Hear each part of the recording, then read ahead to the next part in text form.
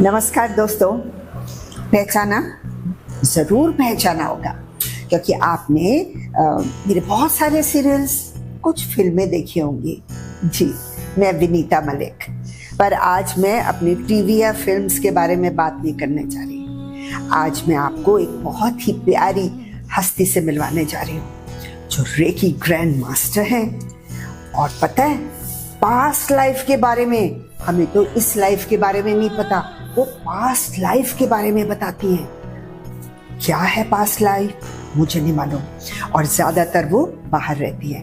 विदेश वाले लोग भी, विदेशी, वो इस थ्योरी को मानते हैं। जैसे कि हम जानते हैं कि विदेशी जो हैं वो जन्म मरण इस चीज को नहीं मानते, पर उन्होंने ऐसा जादू किया हुआ है कि वो भी मानते हैं। तो मैं मिलवाऊं? देरी नहीं करती, मिलिए डॉक्टर नीना खन्ना जी से, और जिन्हें हम प्यार से गुरु माँ कहते हैं। जी नमस्कार विनीता जी। नमस्कार। आप बॉलीवुड में इतनी बड़ी इंडस्ट्री में आपका इतना नाम है, बहुत फेमस हैं, विख्यात हैं, और आपसे बातचीत करने में जो आनंद आ रहा है, मैं उसके बारे में क्या कहूँ। I am really enjoying and I think हमारा ये जो टॉक है बहुत ही बढ़िया होने वाला है। तो आप बताइए कुछ अपने बारे में कुछ। अब हमारी बातचीत तो बढ़िया होगी क्योंकि जो आज मैं टॉपिक लेने वाली हूँ वो ये है कि आप ज़्यादातर विदेश में रहती हैं। आपने शायद अफ्रीका में और ऑस्ट्रेलिया में तो आप रहती हैं, और बाकी कंट्रीज़ में, मिडिल ईस्ट और पता नहीं कहाँ कहाँ आप घूमी हैं। वहाँ के लोगों को भी इम्प्रेस किया है रेकी से, पास्ट लाइफ से और हीलिंग से। ना कोई हीलिंग है जो आप कहती हैं कि मैं दूर बैठ के भी दे देती हूँ, जिस तरह हम स्विच ऑन ऑफ करते हैं और लाइट ऑन हो जाती है, उसी तरह से एनर्जी भी एक जगह से दूसरी जगह पहुँच जाती है, और हम सोचने लगते हैं कि हाँ हम ठीक हो रहे हैं। तो मैं ये जानना चाहती हूँ जो विदेशी लोग हैं वो इस थ्योरी को कैसे मानते हैं, बिकॉज वो तो बड़े अलग तरह की उनकी थिंकिंग होती है। मतलब टू द पॉइंट चीज़ें मानते हैं, जो हो रहा है बस उसी में बिलीव करते हैं। तो आपने उनका ब्रेन वॉश कैसे किया, ये मुझे बताइए। देखिए, रेकी एक यूनिवर्सल फोर्स एनर्जी है, हम सभी में जन्म से रहती है और मृत्यु तक ये हमारे साथ चलती है। लेकिन हमें मालूम नहीं होता है कि किस फॉर्म में हमारे साथ है, और इसलिए हम उसको यूज नहीं कर सकते। हम अपनी बॉडी में जो 7 चक्रास हैं, अगर उनको अट्यून कर दें, यानी कि बैलेंस कर दें, क्योंकि वो डे टू डे रोज के काम काज और इधर उधर के माहौल, गलत खान पान और गलत सोच विचार से वो इनएक्टिव हो जाते हैं, यानी कि उनको क्लीनिंग की ज़रूरत रहती है। जिस तरह हम अपने शरीर को स्वच्छ करते हैं स्नान से, भोजन अच्छा करते हैं, खाना अच्छा खाते हैं ताकि हम हेल्दी रह सके, उसी तरह मानसिक तौर पे हमें अपने शरीर के 7 चक्रों को बैलेंस करने की भी ज़रूरत होती है। तो उसके लिए कोई मेडिटेशन या मंत्र जाप कुछ ऐसा होता है? मंत्र जाप आप कर सकते हैं। इंडिया में तो मंत्र जाप लोग करते ही हैं, ओम हो गया या ओम नमः शिवाय हो गया, लेकिन इससे कोई रिलीजन का कुछ लेना देना नहीं है। तो हिंदू, मुस्लिम, सिख, ईसाई सभी तरह के लोग जो हैं वो इसको सीखने के लिए आते हैं, और ऐसे में किसी एक मंत्र का उच्चारण करना संभव नहीं है क्योंकि हर किसी की आस्था अपने इष्ट पे होती है।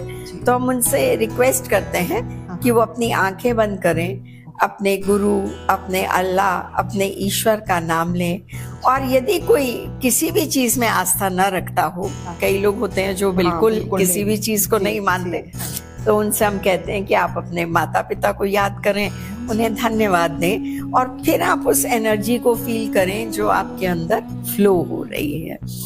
तो इस प्रकार से हम चक्रों को बैलेंस करके, क्लीन करके, हमारे शरीर के चारों ओर ऑरा रहता है, उसको क्लीन करके हम इसको पॉजिटिव तरीके से यूज कर सकते हैं।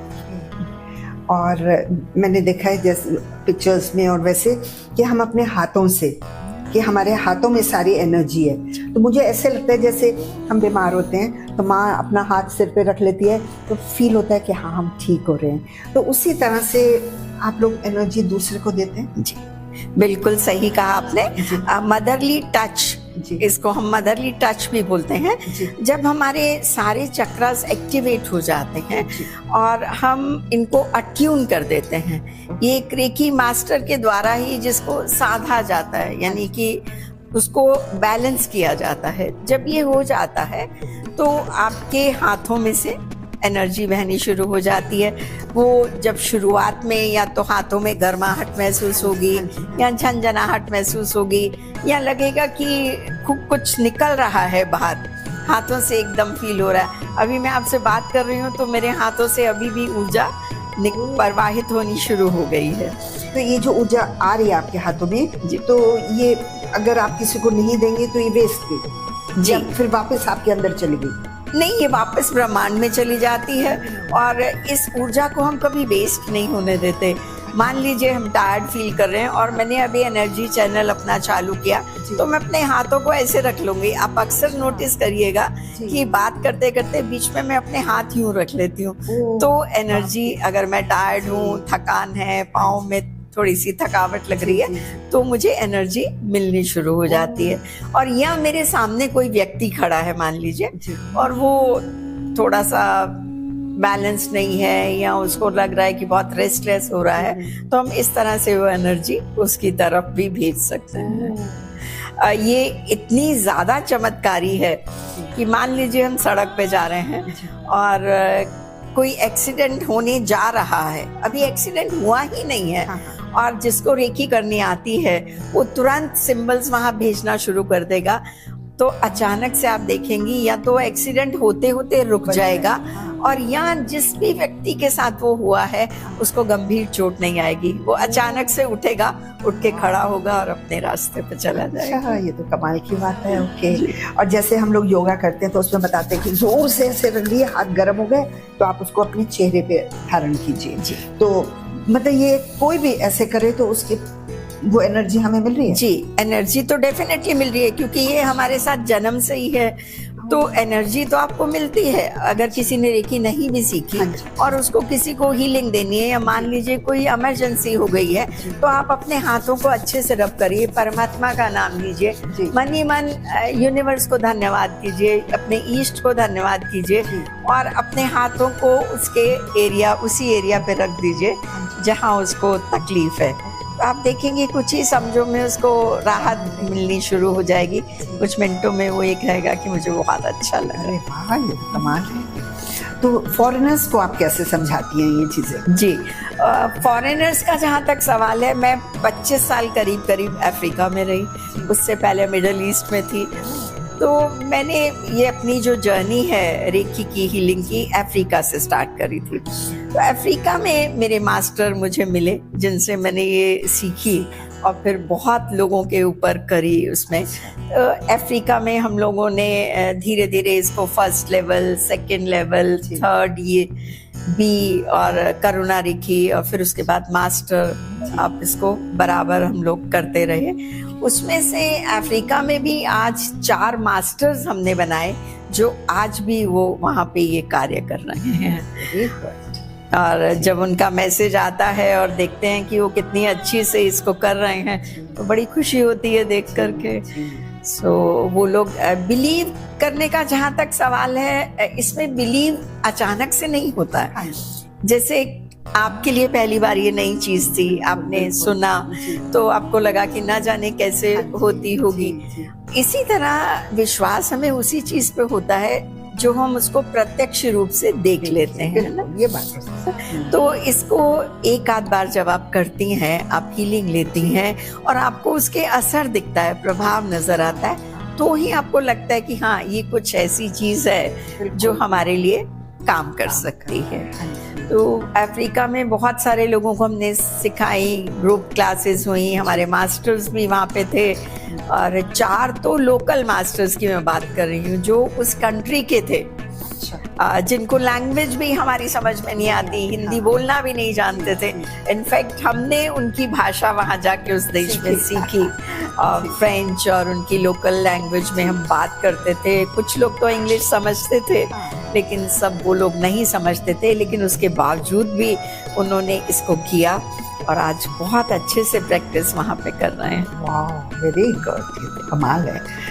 उस दिन मैंने एक दिन पीछे जब आपको फ़ोन किया था, मेरा ब्लड प्रेशर ठीक ही नहीं हो रहा था, दवाई भी खा रही थी, अब मैं बहुत इरिटेट हो रही थी। जब शायद आपका फ़ोन आया था या मैंने ही आपको किया था, याद नहीं, तो आपने कहा कि लेट जाओ और मैं आपको रेकी दे रही हूँ।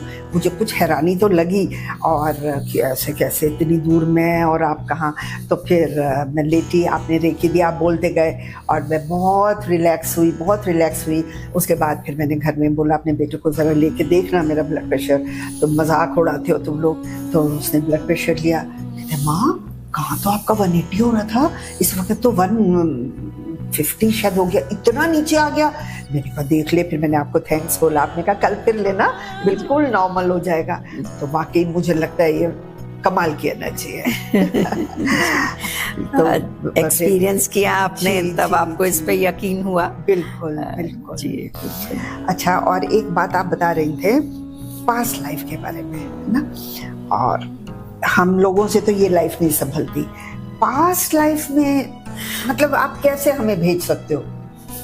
कैसे हम पास्ट लाइफ में चले जाएंगे और हमें, उससे बड़ी बात कि हमें बिलीव हो कि हाँ, सपोज आप मेरे को पास्ट लाइफ में भेज दो और मैं कहूँ मेरे को फूलों से बहुत प्यार है, आप कहो कि मैं शायद मालन थी, फूल बेचती थी मतलब जो भी, तो मैं कैसे बिलीव करूँगी इस चीज़ को? जैसा कि मैंने कहा ना, जब हम किसी चीज को एक्सपीरियंस करते हैं तभी हम उस पर यकीन करते हैं। पास्ट लाइफ में जाना बहुत जरूरी नहीं होता कि हर कोई व्यक्ति जाए पास्ट लाइफ में और उसको जरूर करे। इस लाइफ में जिनके इश्यूज सॉल्व नहीं होते हैं, मान लीजिए किसी को कोई बीमारी है, गंभीर है और ठीक ही नहीं हो रही है, कुछ लोग डिप्रेशन में इतना चले जाते हैं कि बिल्कुल पागलपन की स्थिति में पहुंच जाते हैं, ऐसे लोगों को पास्ट लाइफ में ले जाया जाता है और वहाँ पर देखा जाता है कि उनके साथ ऐसा क्या हुआ कि वो पास्ट लाइफ के सारे कर्मास इस लाइफ तक लेकर के आए। ये हमारी जो सोल है, डेथ के बाद हमारी सोल जो यूनिवर्स में चली जाती है, ये एक हार्ड डिस्क की तरह है। इसमें हमारी कई जन्मों की मेमोरी जो है वो रिमूव नहीं कर सकते उसको, लेकिन वो पूरी तरह से बराबर चलती रहती है और उसको अगर हम बैक में जाके देखें तो हमारी इस लाइफ की जो समस्या है उसका समाधान हमें मिल जाता है। मान लीजिए हमने किसी के साथ कुछ गलत किया, किसी को दुख पहुंचाया, तकलीफ दी या किसी का कोई हक मार लिया, कुछ ऐसा काम किया, तो इस लाइफ में भी वो इश्यूज हमारे जो हैं वो जल्दी से खत्म नहीं होते। कितनी भी कोशिश कर लीजिए वो खत्म नहीं होते, क्योंकि कहते हैं ना, कर्मास जो है वो बिल्कुल पे करने ही होते हैं। अगर आपने किसी का बुरा किया है तो आपको उसका कहीं ना कहीं चुकाना पड़ेगा ही। तो इसी तरह से हम लोग पास्ट लाइफ में जब जाते हैं तो वहां जाकर देखा जाता है कि उस व्यक्ति के ऐसे क्या इश्यूज थे जो इस लाइफ में भी उसको ये प्रॉब्लम्स जो आई हैं वो ठीक नहीं हो रही हैं। तो पास्ट लाइफ में जब हम जाते हैं तो जो इस लाइफ में हमारे इश्यूज ठीक नहीं हो रहे होते हैं उनको हम पीछे जाके देखते हैं। यानी कि हम कुछ नहीं करते, ना हम कोई ऐसी किताब है जो खोलेंगे, ना हम कोई ऐसा पासवर्ड है कि आपके बैंक अकाउंट का नंबर मुझे पता चल जाएगा या मैं सारी डिटेल्स ले लूंगी। उसमें व्यक्ति को आराम से कंफर्टेबल पोजीशन में लेटा दिया जाता है और उनको एक मेडिटेटिव स्टेट में ले जाया जाता है। जैसे कि जब हम ध्यान करते हैं तो हम एक गहरी अवस्था में चले जाते हैं, एक गहरी नींद की अवस्था में चले जाते हैं। इसी तरह एक मिनट जी, तो इस अवस्था में डालने के लिए आपको कोई ट्रैंक्विलाइजर या कोई दवाई कुछ खानी पड़ती है? नहीं, बिल्कुल नहीं। हम ऑटोमेटिकली आप चले जाते हैं? जी, मैं कुछ ऐसे शब्दों का प्रयोग करूंगी, एफर्मेशंस दूंगी, जिससे कि आप धीरे धीरे ट्रांस में चले जाएंगे और आप एक डीप स्लीप में जाते चले जाएंगे। और उसमें जैसा कि मैंने कहा कि हम उसमें कुछ भी एक्सेस हमारे पास नहीं होता है जी। कि हम आपके बारे में कुछ अपने आप से जान लें या कोई ऐसी चीज है जिसको मालूम कर लें जो कि आप नहीं बताना चाहते हैं, ऐसा नहीं होता। तो जब आप डीप स्लीप में जाते हैं तब आपसे पूछा जाता है कि अब जैसे आपकी उम्र 50 साल की है, फिर अब आप 40 साल के हो गए, अब आप 32 साल के हैं, अब आप 12 साल के हैं, अब आप 5 साल के बच्चे हैं। अब आप अपना लास्ट डेथ टाइम पे जाइए कि जब आपकी मृत्यु हुई तो आप कहाँ थे और कैसे आपकी मृत्यु हुई। तो व्यक्ति खुद से बोलता है कि मैं इस स्टेट में, इस जगह में, इस विलेज में, इस सिटी में यहाँ पर हूँ और इस तरह से मेरी मृत्यु हुई। तो जब मृत्यु हो जाती है तो फिर हम उनको और पीछे ले जाते हैं कि इससे पहले का आपका जन्म कैसा था, आप किस जगह पे पैदा हुए। कई बार वो लोग इतना क्लियर बताते हैं कि अपना नाम, अपने माता पिता का नाम, सिटी और जगह का भी नाम बताते हैं। मैंने कई लोगों का जब किया है तो उन्होंने अपने आप को विदेश में भी बताया कि हम यहाँ पे बॉर्न हुए थे, हमारे घर के सामने एक चर्च थी और उस चर्च से उनका बहुत गहरा कनेक्शन था। और उसकी चर्च की दीवारें इस कलर की थी, उसके बाहर का रंग ऐसा था, उसका गेट फ्रंट में था, इस कॉर्नर में था, वो सब कुछ वो खुद से बताते हैं। तो जब उससे और बैक में जाते हैं और बैक में जाते हैं तो धीरे धीरे उनका जो इश्यू होता है हम उसके बारे में धीरे धीरे बोलना शुरू करते हैं। और पीछे जाइए और देखिए कि कहाँ आप अटक रहे हैं, कौन सी चीज़ ऐसी है जो आपको परेशान कर रही है, आप दुख में हैं, आप पीड़ा में हैं। तो उनको जब उस स्थान पे ले जाया जाता है तो उनको वो चीज़ें याद आनी शुरू हो जाती हैं कि वहाँ पर उन्होंने किसी के साथ गलत व्यवहार किया था या किसी ने उनको तकलीफ दी थी, दुख पहुँचाया था, तो वो खुद से बोलना शुरू करते हैं। तो आप ये सारी बातें उनको बताते हैं जब वो होश में आते हैं? हाँ बिल्कुल, सारी अच्छी बिल्कुल से बताते हैं उनको खुद भी याद रहता है कि उन्होंने क्या बोला। जी बिल्कुल, इसकी बाकायदा रिकॉर्डिंग कर ली जाती है और अदरवाइज उनको खुद भी याद रहता है कि हमने क्या देखा, हम कौन सी लाइफ में गए, किस कंट्री में थे, वो सब कुछ उनको याद रहता है। और जो उनका पेनफुल मेमोरीज होती हैं वहाँ जाकर उनको एक तरह से डिलीट कर दिया जाता है। उनसे कहा जाता है कि अब आप इसको छोड़ दीजिए, आप मुक्त हो जाइए इनसे, डीप स्टेट में ले जाके कि आप रिलैक्स हो जाइए, आप बहुत रिलैक्स हैं, बहुत शांत हैं, बहुत रिलैक्स हैं, बहुत शांत हैं। तो धीरे धीरे जब वो स्थिति में जाते हैं और उस अवस्था में उसी जगह पर जब वो पहुंचते हैं तो उनसे कहा जाता है कि अब इनको छोड़ दीजिए, इनको मुक्त कर दीजिए, अब इनका आपसे कोई वास्ता नहीं है। और धीरे धीरे जब उनका मोह, उनकी अटैचमेंट उन चीज़ों से छूट जाती है, चाहे वो फियर है या हैप्पीनेस की मोमेंट है, वी डोंट नो, कभी कभी बहुत खुशी की मोमेंट्स रहती हैं, कभी कभी बहुत डर की भावना रहती है। जैसे आपने अक्सर सुना है कि कई लोग पानी में जाने से बहुत डरते हैं, स्विमिंग पूल में जाना हो तो उनको बहुत डर लगता है कि नहीं हम जाएंगे। तो इसी प्रकार से पीछे ले जाके उनको उनके फियर्स को निकाला जा सकता है और इस लाइफ में उसकी वो समस्या दूर हो जाती है। तो कभी ऐसे हुआ है कि किसी ने अपने पास्ट लाइफ के बारे में जाना और उसने वहां जाके चेक किया हो? बिल्कुल, मैंने खुद ऐसे एक्सपीरियंस किया।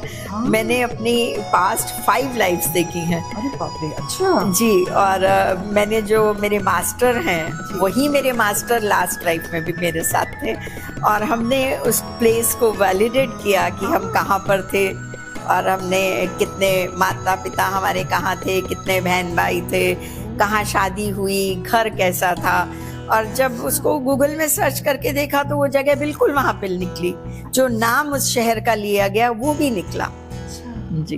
पर ऐसे होता है कि सपोज मुझे पता चले कि मैं वहाँ देहरादून में थी, चलो और वहाँ ऐसा घर था है, तो मैं वहाँ जाके देखूं और वहाँ पे जो लोग हों वो एक्सेप्ट करेंगे कि हाँ ऐसे हुआ था हमारे साथ?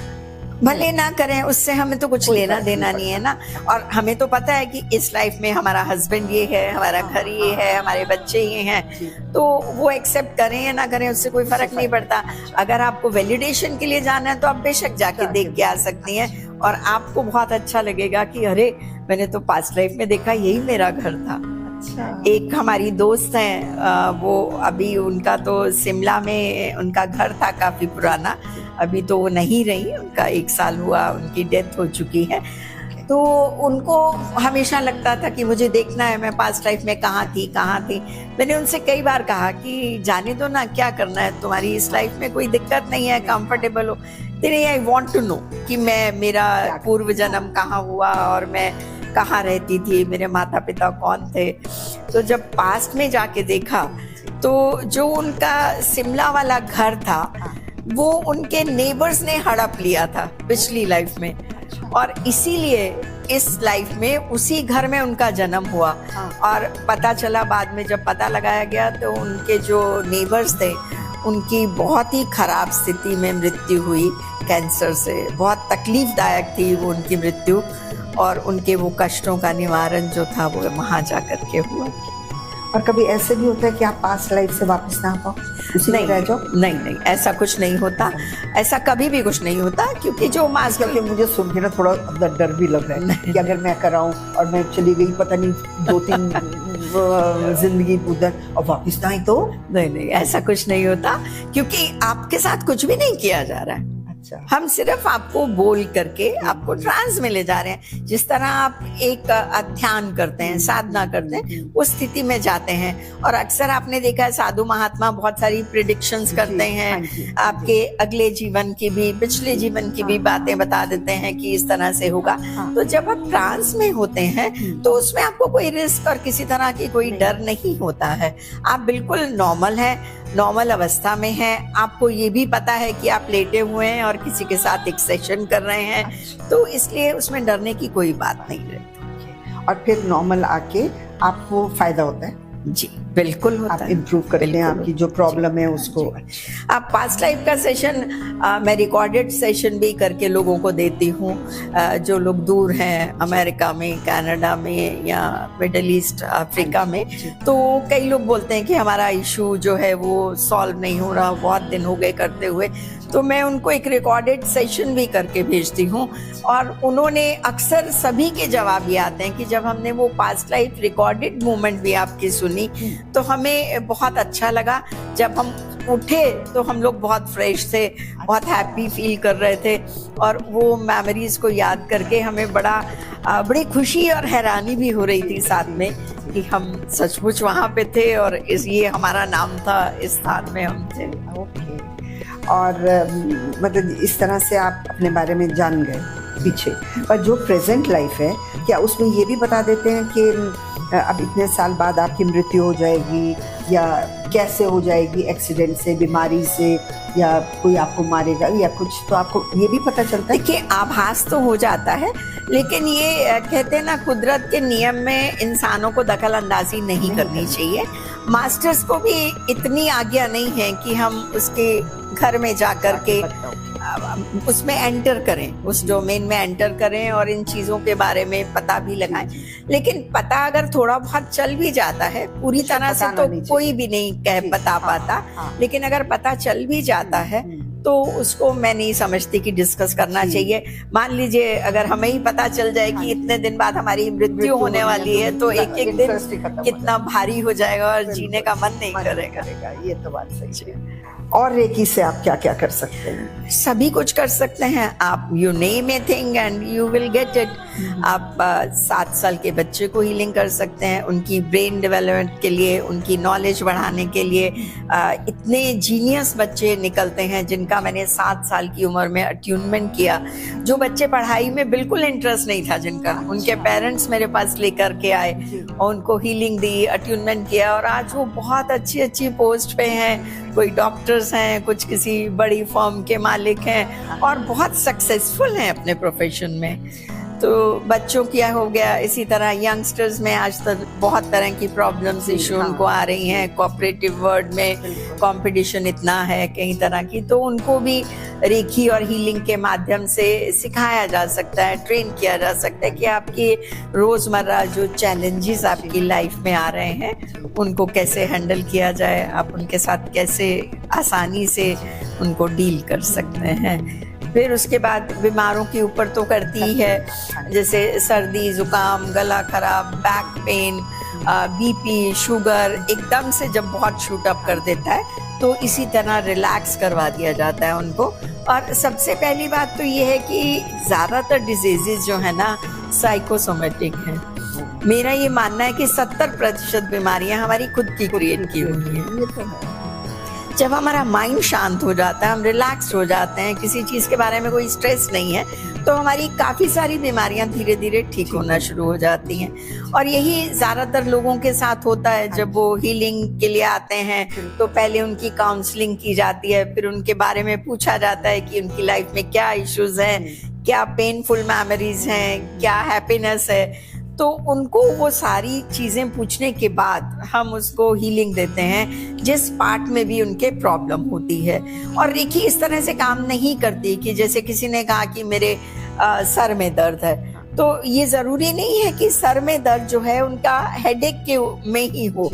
उनका सर का दर्द का कारण कुछ और भी हो सकता है, उनका स्टमक अपसेट हो सकता है, कुछ और भी इश्यूज हो सकते हैं। तो रेकी इतनी पॉजिटिव और इजी थेरेपी है कि इसको हम पूरे चक्रों पे देते हैं। वैसे तो इसका पूरा प्रोसेस कम से कम 40 मिनट्स का होता है। सारी बॉडी के पार्ट्स में दी जाती है, 24 पार्ट्स दिखाए जाते हैं जहाँ पे हीलिंग दी जाती है। लेकिन अगर समय ज़्यादा नहीं हो तो हम उसको 7 चक्रास पे भी देते हैं। और ये खुद ब खुद हमारी बॉडी के जितने ऑर्गन्स हैं, हमारी बॉडी के जितने सेल्स हैं और जितनी भी 70,000 कोशिकाएं और नाड़ियाँ और 80 मिलियन जो हैं हमारे सेल्स, उन सब के ऊपर जाके खुद ब खुद से काम करती है।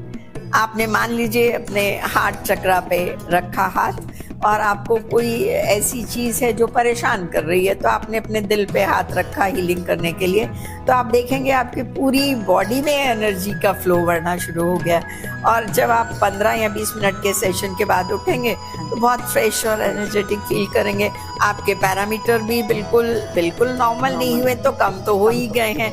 जैसे आपने बीपी की बात करी तो वो थोड़ा तो डाउन उसी समय आना शुरू हो जाता है। और बाकी इसके लिए अभ्यास और प्रैक्टिस करना बहुत ज़रूरी है। कोई भी चीज़ है उसके लिए प्रैक्टिस की ज़रूरत तो होती है। एक बात और पूछना चाहूंगी, जो आजकल के बच्चों में क्या बड़ों में भी गुस्सा एकदम फ्लेयर अप हो जाते हैं, उनकी बात ना मानी जाए तो हम लोग कहते हैं ठंडा पानी 10 तक काउंट कर ले। हम मतलब बचपन से यही सीखते आए हैं, बहुत गुस्सा चढ़ रहा है तो ठंडा पानी पी लो, 10 तक काउंट कर लो, बैठ जाओ, लंबी लंबी सांसें लो। तो रेकी क्या हेल्प कर सकते हैं? मतलब क्या बच्चों को क्या सिखाएं कि इतना जब गुस्सा चढ़ रहा है उनको सुनते नहीं है, चीजें भी तोड़ देंगे ये वो, तो उस वक्त कुछ रेकी हेल्प कर सकती है? बहुत ज़्यादा काम करती है ऐसे में। अब मैं आपको एक बच्चे का ही किस्सा बताती हूँ।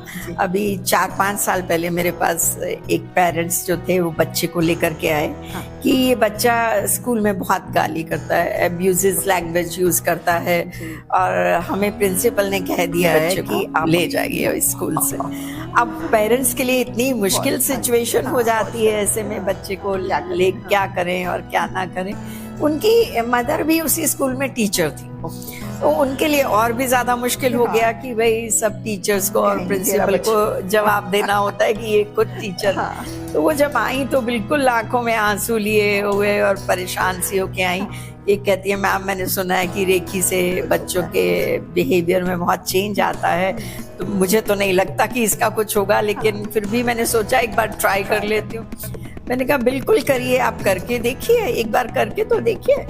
तो वो बच्चा जब पहले दिन वो लेके आई तो वो नीचे गाड़ी से ही मेरे पास नहीं आ रहा था ऊपर, और वो आया बैठा। मैंने उनकी मदर से कहा कि आप बाहर बैठिए थोड़ी देर के लिए, मैं इससे बातचीत करना चाहती हूँ। तो मैंने उससे बात की, उससे पूछा कि तुम ऐसा क्यों करते हो बेटा, क्या प्रॉब्लम है?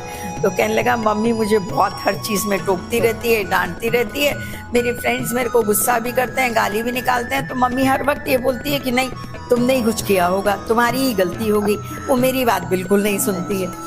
तो उस बच्चे को पहले ही दिन मैंने थोड़ा प्यार से समझाया, कुछ चॉकलेट वगैरह दी जिससे कि उसका कॉन्फिडेंस हम हासिल कर पाए, और वो थोड़ा सा ठीक हो गया। पहले दिन तो कोई खास अंतर नहीं हुआ। मैंने उनको 7 दिन अपने यहाँ लाने के लिए बोला था, सेकंड डे क्या हुआ कि उनकी मदर ने नीचे कार भी पार्क नहीं करी कि वो दौड़ता हुआ फटाफट से लिफ्ट लेके मेरे पास आ गया और कहते हैं कि मुझे आपके साथ बैठना है, मुझे बहुत अच्छा लगा कल आप मेरे साथ, आपने मुझसे बातचीत की ना। मेरी मम्मी भी इतने प्यार से नहीं बोलती, हर समय डांटती रहती है। तो मैंने कहा अच्छा तो आज क्या करेंगे? कहते हैं आप जो कल बात कह रही थी ना, आप वो आज करवा दीजिए। जो कल सुनने को तैयार नहीं था वो खुद से तैयार होके आ गया। अरे वाह। तो रेकी में हम लोग एक एक्सपेरिमेंट करते हैं, जैसे अपने दोनों हाथों को रब कर लिया, इसमें गर्माहट सी आनी शुरू हो गई और जिन्होंने रेकी करी होती है उनको वो एनर्जी का फ्लो फील होना शुरू हो जाता है। जैसे अभी भी हम एक एक्सपेरिमेंट कर सकते हैं, आप अपने हाथों को दूर ले जाइए और दूर ले जाइए थोड़ा सा, और फिर धीरे धीरे धीरे इनको पास लाने की कोशिश करिए। जी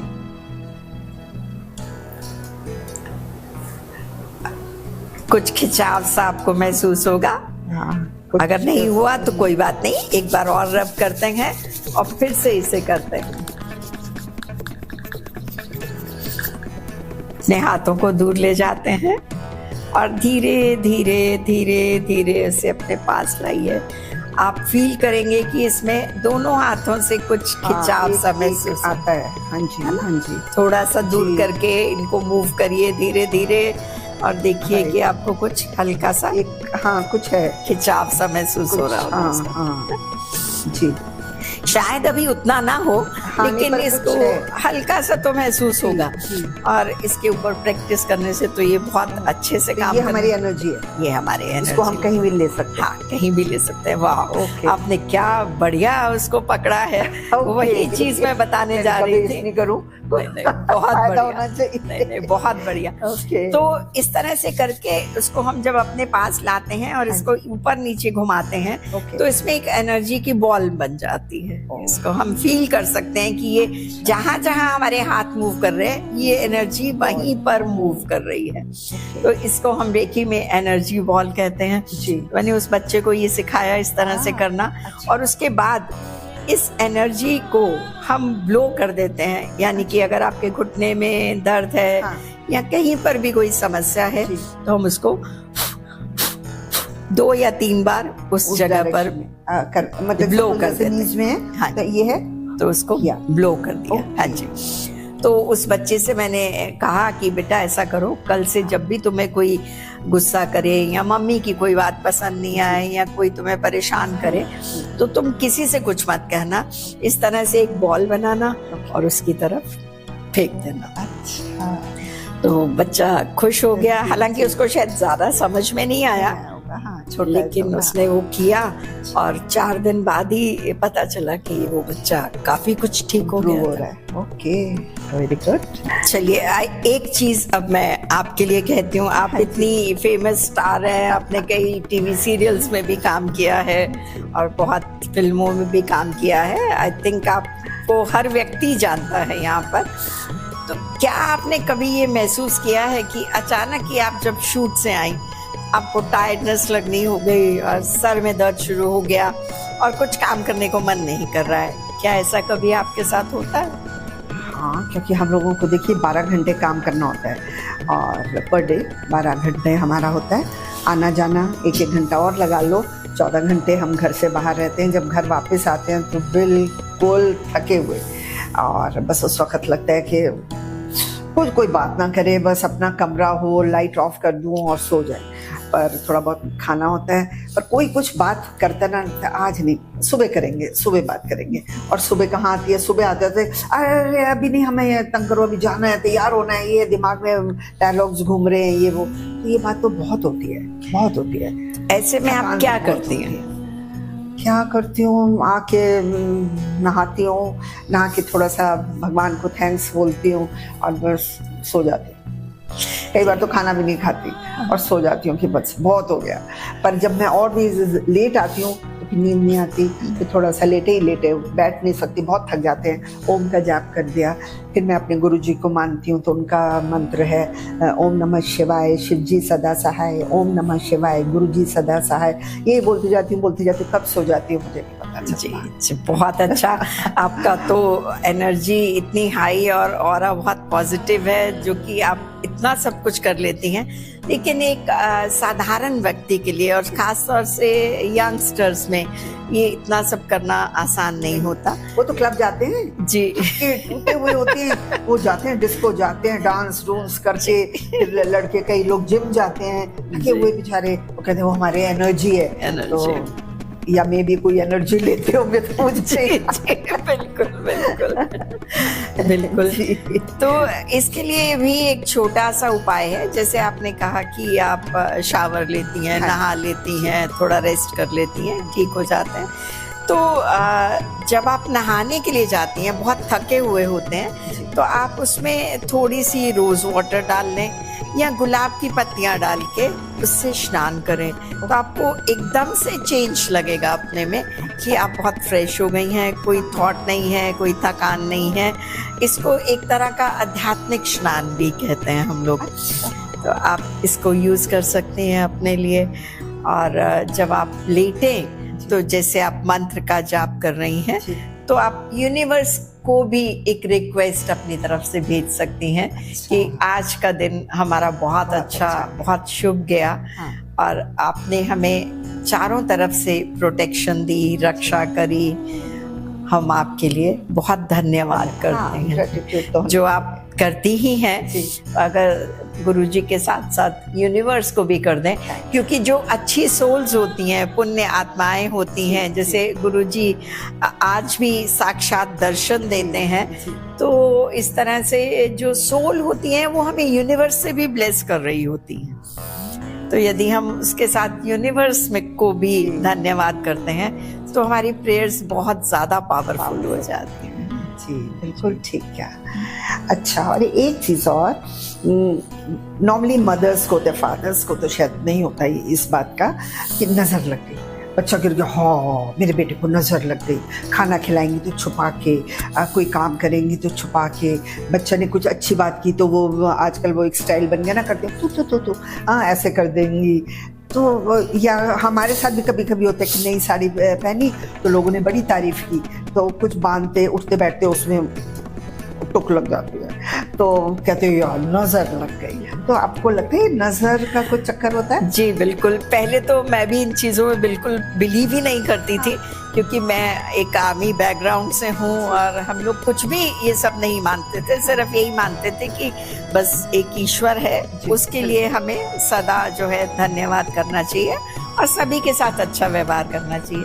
लेकिन जैसे आप बहुत पॉपुलर हैं, बड़ी फेमस हस्ती हैं, और आपने कहा कि आप नज़र लगने वाली बात है, तो ये अक्सर होता है और आजकल की दुनिया में तो बहुत ज़्यादा होता है। आप देखिए कि आपके आसपास रहने वाले ही लोग जब आप बहुत ऊंचाइयों को छूने लग जाती हैं, तो उन्हीं को आपसे आपकी खुशी और आपकी जो लेवल्स हैं वो देख करके तकलीफ होती है। उनको लगता है कि हम वहाँ तक क्यों नहीं पहुँच पाए।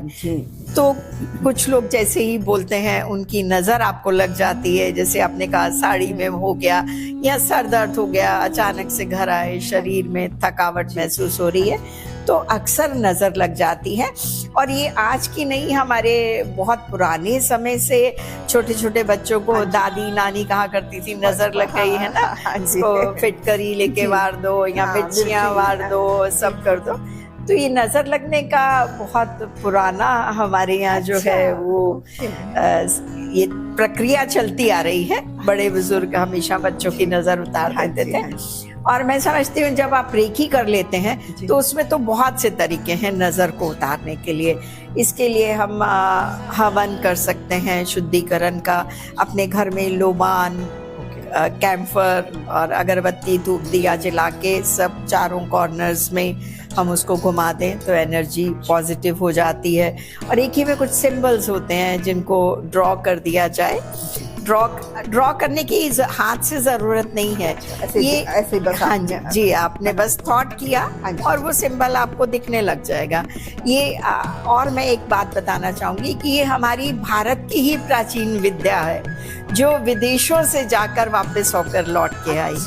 भगवान बुद्ध के बारे में आपने सुना होगा, अक्सर लोगों को छूकर हाँ जी, भला चंगा बिल्कुल, कर देते थे। और साईं बाबा जी, साईं बाबा, बहुत सारी ऐसे गुरु और हस्तियां रही हैं।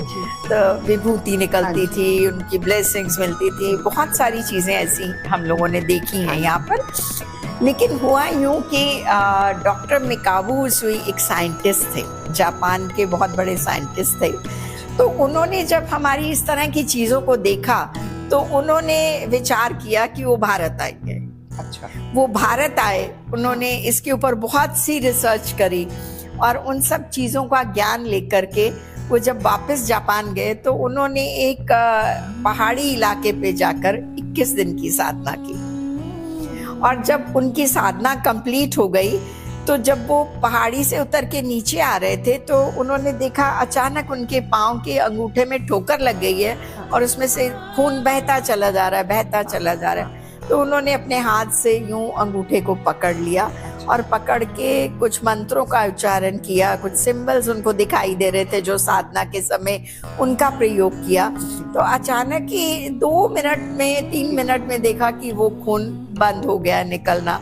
तो उन्होंने वो सिंबल्स सारी दुनिया को दिए और रेखी का एक नया अध्याय उन्हीं से शुरू हुआ जिसके द्वारा आज पूरी दुनिया रेखी को मान रही है। 74 सेंटर्स तो दिल्ली एनसीआर में हैं रेखी के, और पास्ट लाइफ के भी इतने ही करीब करीब सेंटर हैं। उसमें आकाशिक रिकॉर्ड्स हैं एंड बहुत सारी थेरेपिस्ट, आकाशिक रिकॉर्ड हो गए, पास्ट लाइफ हो गई, रेकी हो गई, हॉलिस्टिक हीलिंग हो गई, है ना, बहुत सारी चीज़ें इसमें आ रही हैं। लेकिन जहाँ तक मैं समझती हूँ कि रेकी से आसान कुछ भी नहीं है, क्योंकि आप इसको कहीं भी बैठे हुए कर सकते हैं, सामने वाले को पता भी नहीं चलेगा कि आपने उसको कर लिया। जैसे नज़र की बात हो रही है, आप किसी के घर गई, उन्होंने आपकी बहुत तारीफ की और आपके मन में डाउट आ गया कि भाई अरे भाई मुझे तो नज़र लग जाएगी, अब तो कुछ हो जाएगा। तो आप फट से उसको शुरू करिए और देखिए आपने अपना ऑरा भी प्रोटेक्ट कर लिया और हीलिंग भी उसी समय हो गई और सामने वाले को पता भी नहीं चला। ओके। और साथ ही साथ हम ये भी थॉट क्रिएट कर देते हैं कि ये सामने वाला जो व्यक्ति है इसका मन बहुत शुद्ध हो, भावना बहुत पवित्र हो, ताकि वो ब्लेसिंग्स उस तक भी पहुंचे। तो मतलब रेकी से हम दूसरे की भलाई ही कर सकते हैं, किसी की बुराई नहीं। बिल्कुल लोग गंदे दिमाग के होते नहीं, हैं, नहीं। वो कहते हैं हमारे पास ये एनर्जी आ गई, चलो हम उसका ऐसा नहीं होता ना। रेखी कभी किसी का बुरा नहीं कर सकती। जैसे लोग तंत्र मंत्र में और जादू वगैरह में भी विश्वास करते हैं, इस तरह की चीजें करवाने की कोशिश करते हैं। रेखी कभी किसी के लिए कुछ बुरा नहीं करती, ये सिर्फ पॉजिटिव ही है और अच्छा ही करती है। कोई चाहे भी तो इसका बुरा नहीं हो सकता। अच्छा, काफी हमने बातें कर ली, गप्पे मार ली और बहुत अच्छी अच्छी नई चीजें मैंने सुनी। एक चीज और आजकल बहुत हो रही है, वैसे लोग कहते हैं ना, eat drink and be merry. मतलब लोग सुनती हूँ मैं, eat drink and be merry, if you reduce to ashes there is no hope for coming again. हाँ, ये एक थियरी है। हाँ, मुझे बच्चों ने समझाई, कभी कभी मैं उनको कह देती हूँ बेटा सेव फॉर टुमारो ऑल्सो।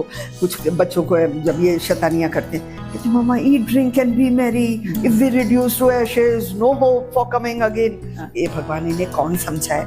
तो फिर किसी ने मुझे इससे कुछ मिलती जुलती बात बताई कि आजकल स्टार बीच का कुछ है, तो मुझे समझ नहीं आती। स्टार बीज बन जाते हैं, स्टार बीज होता है क्या ये चीज? मैंने सुना है ये आजकल, तो ये क्या है? जी, आपने बिल्कुल सही सुना है और मैं अक्सर इसके ऊपर बात करती हूँ। स्टार सीड, बीज या सीड्स एक ही बात है जी। स्टार सीड्स के बारे में मैं अक्सर बात करती हूँ और आई थिंक इसके बारे में हमारा जो पास्ट लाइफ और आने वाली लाइफ है उससे बहुत गहरा संबंध है। तो इसको केवल आध्यात्मिक या कहते हैं ना स्पिरिचुअलिटी से ही महसूस नहीं किया जा सकता। इसका अर्थ है कि आपकी आत्मा और चेतना ब्रह्मांडीय ऊर्जा के साथ अधिक गहरे स्तर पर मिल जाती है, मर्ज हो जाती है। सेकंड, नहीं मैं नहीं समझ पाई। जी हमारी जो सोल है, जी। जो हम हैं, जब हम गुजर जाएंगे तब जाके ईश्वर से मिलेगी। जी बिल्कुल। ओके जी फिर आप ईश्वर हमारी जी, ये हमारे हिंदू धर्म की तो थ्योरी है। हाँ जी। कई रिलीजन इसको नहीं मानते हैं कि भाई पुनर्जन्म होता है हाँ, या नहीं वही मेरे होता। बच्चे बोलते हैं ना, ये तो बहुत डिबेट का विषय है। इसमें बहुत से लोग कहते हैं कि होता है, बहुत से लोग कहते हैं कि नहीं होता। लेकिन ज्यादातर हमारा हिंदू धर्म इस बात को स्वीकार करता है और इसके कई प्रमाण भी हैं हमारे शास्त्रों में। पास्ट लाइफ होती है ये सब। ये कोई सिर्फ ऐसे ही हवा में बात नहीं है। ओके। इसके बहुत सारे प्रमाण हैं।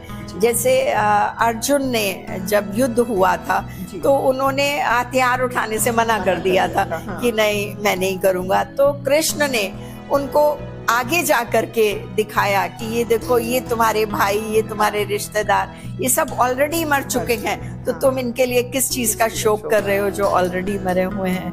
तो इसके हमारे इतिहास में बहुत से प्रमाण हैं। ये तो एक छोटा सा उदाहरण था। क्योंकि जो है ना, हम ब्रह्मांडीय ऊर्जा यानी कि यूनिवर्स एनर्जी के साथ और गहरे तरह से मर्ज हो जाते हैं। जब हम इस शरीर का त्याग कर देते हैं जी। तो हमारी सोल जो है वो एकदम से मर्ज हो जाती है, यूनिवर्सल फोर्स एनर्जी के साथ मर्ज हो जाती है।